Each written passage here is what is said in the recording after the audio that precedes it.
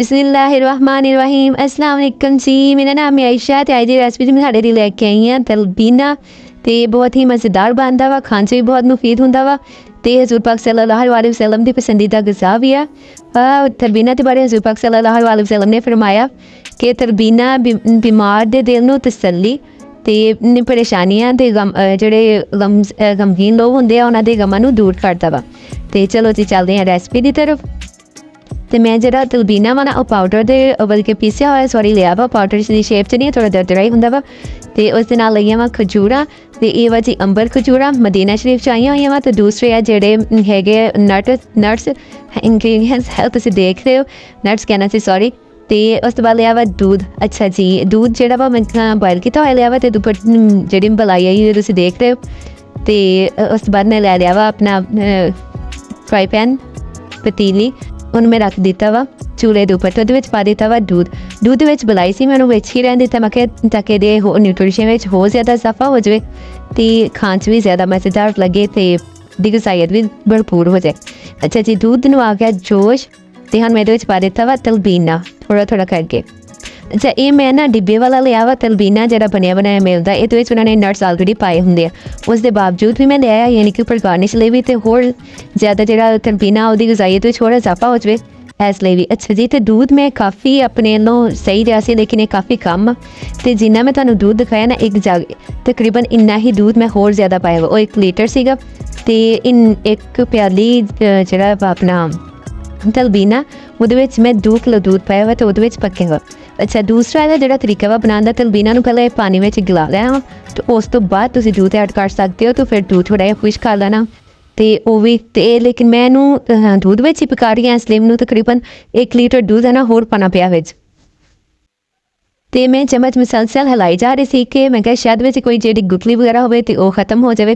लेकिन जो छोटी छोटी तुहानूं गुटलियां दिखाई दे रही हैं ना, ये बिल्कुल भी ने ओदियां नहीं हैगियां अपना तलबीना दियां नहीं है, बल्कि ये नट्स सीगे। मैं इन्होंने कट के देखा बकायदा, तो नट्स सीगे, उन्होंने बादाम वगैरह पाए हुए सीगे। तो फूजी वालियां दा मैं लिया सीगा तलबीनियां दा डब्बा, ये शायद मेजी वालियां दा, तो वो नट्स वगैरह ऑलरेडी मौजूद सी।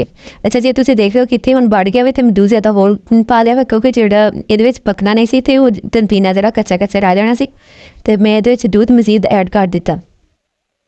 तो इन्हों तकरीबन मैनूं 20 मिनट लगे पकाने। तुसीं देख रहे हो पर बादाम भी आया सी, तो फिर जरा थिक भी हो गया, तो गल भी गया।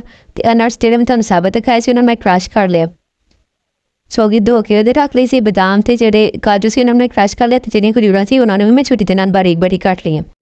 तो काफ़ी मेरा दूध ड्राई हो गया, तो तलबीना काफ़ी हद तक पक चुका से। इतने मैं चलो पा देने नट्स वगैरह, पहले मैं खजूरा ऐड की थी, तो उस बाद मैं नट्स डाल दिए थे, मैं थोड़ा ये भी नाल पक जाएंगे, तो खजूरा का जो टेस्ट है वह भी तलबीना दे विच शामिल हो जाऊगा। अच्छा जी, इतने चीनी तुसी अपने टेस्ट के अकॉर्डिंग पा लो, मैं थोड़ी जी कम पाई है क्योंकि मैं खजूरा ज़रा ज़्यादा ऐड की थी, तो उन्होंने दी मिठास ये शामिल हो गई होनी है। तुसी देख रहे हो कि मेरा जो तलबीना वो काफ़ी हद तक पक गया वा, तो थोड़ा लेसदार भी होंदा वा ना, क्योंकि आटा होंदा वा जौ गंदम दा बनदा वा, तो जौ के जो छिलके उतार के तो उन्होंने ग्राइंड किया होंदा वा, दरदरा जिहा पीसिया होया होंदा।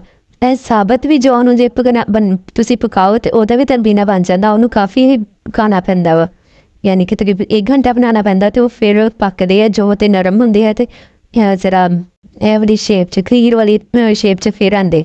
जो तुसी देख रहे हो कि काफ़ी बल्कि काफ़ी हद तक बन चुका है मेरा तलबीना, दूध मेरा काफ़ी ड्राई हो चुका वा, तो यदि शेप सॉरी कह रही है, तो कलर भी काफ़ी चेंज हो गया। तो आलो जी मैं कट लिया वा बाउल दे विच, तो ये तुसी फाइनल लुक देख रहे हो, तो मैं गार्निश लिए पा दिते अपने बादाम।